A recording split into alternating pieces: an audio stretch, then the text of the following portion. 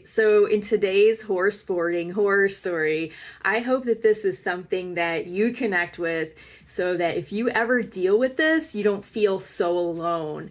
Hopefully you know of someone who's gone through it before, and that would be me. This is all about boarding contracts, sale horses, and some of the stuff that boarding stables will try to pull with you on all of that. So get ready for this one. Let's get into it. Well, I'll have to give you the context so we can get to the part about what happened with the sale of a horse, what I did, and the boarding agreement that ended up resulting from this stable. Was completely wild. So, okay, context, I had one horse at the time. I moved to this particular stable. Overall, I spent 3 years there. The trainer was very talented, a very young professional, and her family had, started this horse business for her and everything. So, yeah, I started off really good. So my horse ended up getting an injury. I went to get him out of pasture, and lo and behold, he was dead lame. So it turned out he had a ligament injury. So he was going to be out for the count for like 6 months. So I decided, let's go ahead and use the opportunity of time to get another horse, maybe a project, something I could flip, and keep active during that time. So got another horse, nothing too expensive, nothing too crazy and fancy, not as nice as the original horse I had that was being rehabbed. And, had fun with him, all this and that. Another piece of background was when I bought this horse, he had a sarcoid right over his eye, kind of right here close to the eyelid. And as a condition of buying him, I had them remove it, but it turns out they used cryo, which is one of the worst things you can do with sarcoid, and it just came right back. So at my vetting, the vet felt that it looked pretty angry, up around that eye, but didn't completely recommend against it. At that time, didn't mention anything about his eyeball being endangered. So the trainer was okay with it. She knew this horse was going to be flipped. She didn't have a problem representing this horse later, so I ended up buying the horse. So my horse ended up healing up sooner than expected. I was able to start getting him back into riding a little bit faster. And it came to the point where I decided, okay, it's time to sell my project horse. So I put him up for sale with the trainer at the barn. He was already in partial training, so I was paying for 2 rides a week with the trainer. Every time a potential buyer came out to try the horse, I would also pay the trainer for that trial ride as well. So as it goes in the horse world, of course, as I'm trying to sell this horse, the sarcoid that had been pretty dormant the whole time I had owned him, but it had been removed before I bought him, all of a sudden it starts to grow into his, close to his eyelid region, and it started to just all of a sudden grow like that. So people were loving this horse, and then they were vetting him, and they were passing because the vets were telling them the horse could lose his eyeball if that sarcoid continued to grow.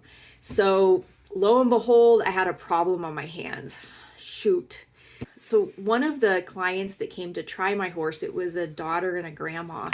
And the trainer told me that they rode him a whole bunch. My trainer rode, their trainer rode, the granddaughter rode, the grandma rode, the daughter rode again. I guess it was like musical chairs with my horse.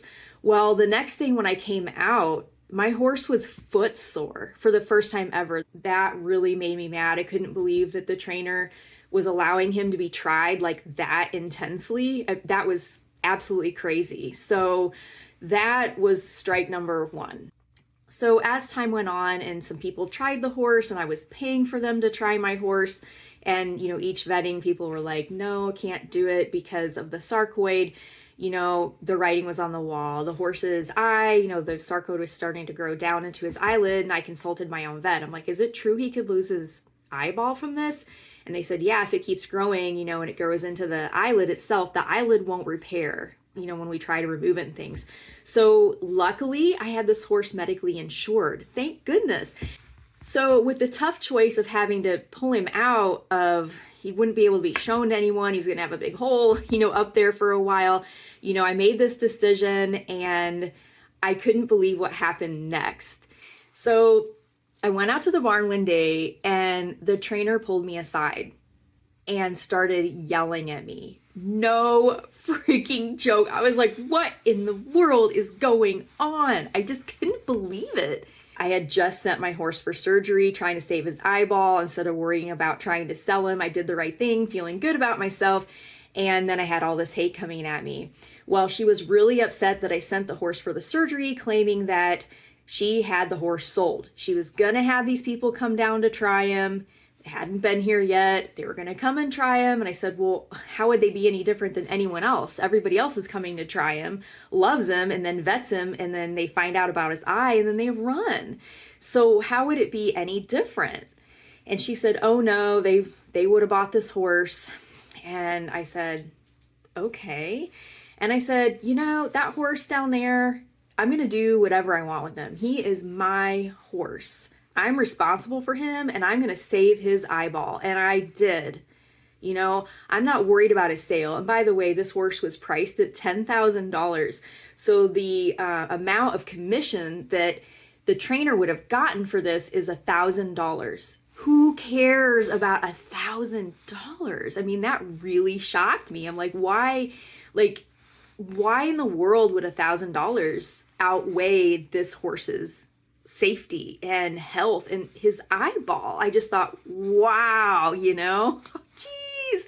So, I was just, you know, I was in that situation and my, you know, heart was pounding and it was really tense, and I stood up for myself as best as I could, but I also wanted to be respectful. You know, I understood she lost the sale. Okay. I knew that once we got the laser surgery and the chemo, we'd still have an issue because it could always come back.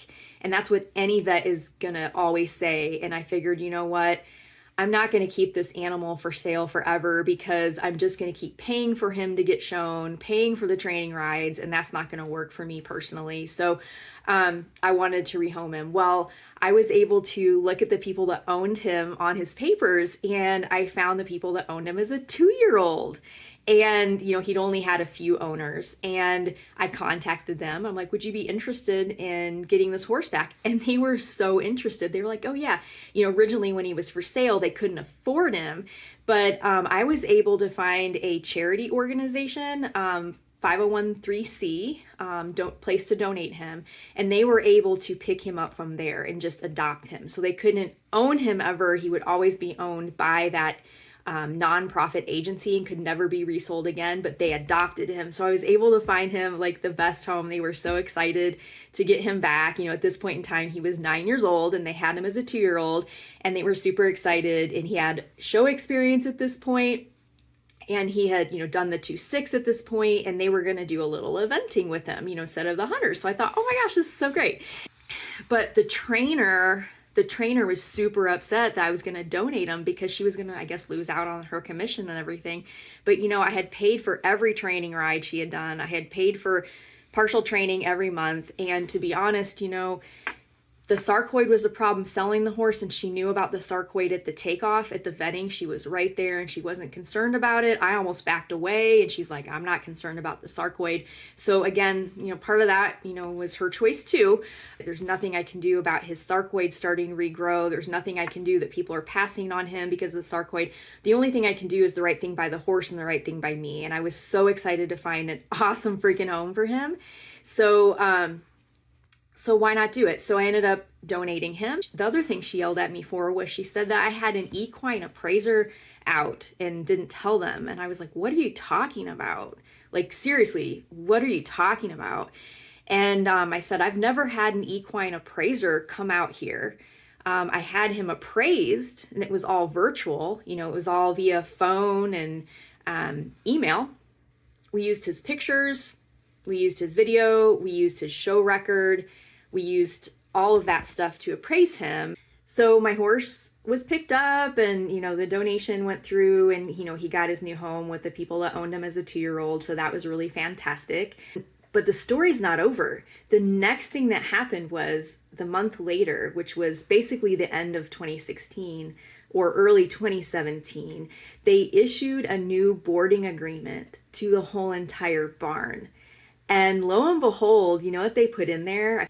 That any horse that is donated, you owe 2.5% of the appraised value for donation to the barn for doing nothing. Unbelievable. This is another what the fuck moment where I'm going, what the fuck? Oh my God. Oh my God. Are you freaking serious? Oh my God. I can't believe this.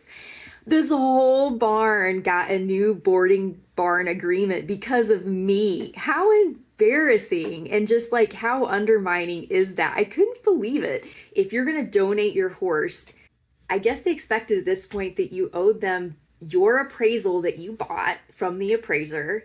They're expecting to know the appraised price of your horse. They're expecting to get in your tax business, I guess. I don't know, but boy, it was really hard. You know, you have to realize that you're seen just as some kind of money bank that maybe didn't work out for these people. You know, you're valued just as somebody who's annoying. I don't know. But you just have to cut ties sometimes when you're at these barns and go find another place where it's a better fit, or maybe you're more valued.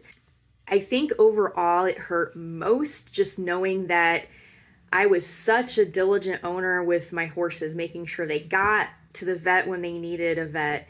You know, they had everything they needed. I was a frequent flyer at the barn, always out there at least 4 days a week.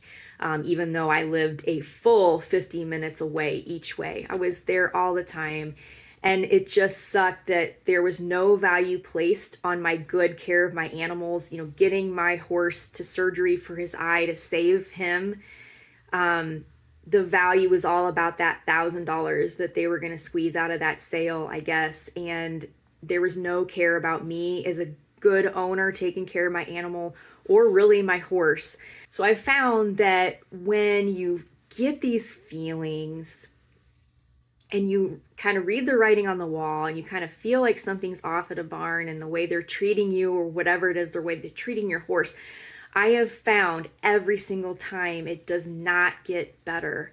It's time, unfortunately, to go when you start to sense those things. And in this case, it applied to, you know, it wasn't really the first thing. It wasn't the first lack of caring.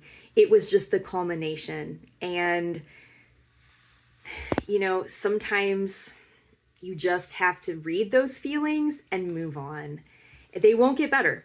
The treatment of you and your horse, it won't get better. It will only escalate. I'm telling you that much right now. I'm really out here to unify people that have been through some of these traumatic experiences at barns, and maybe we can just laugh at it together, because I think as long as we're alone, we feel like we're under the thumb of those people.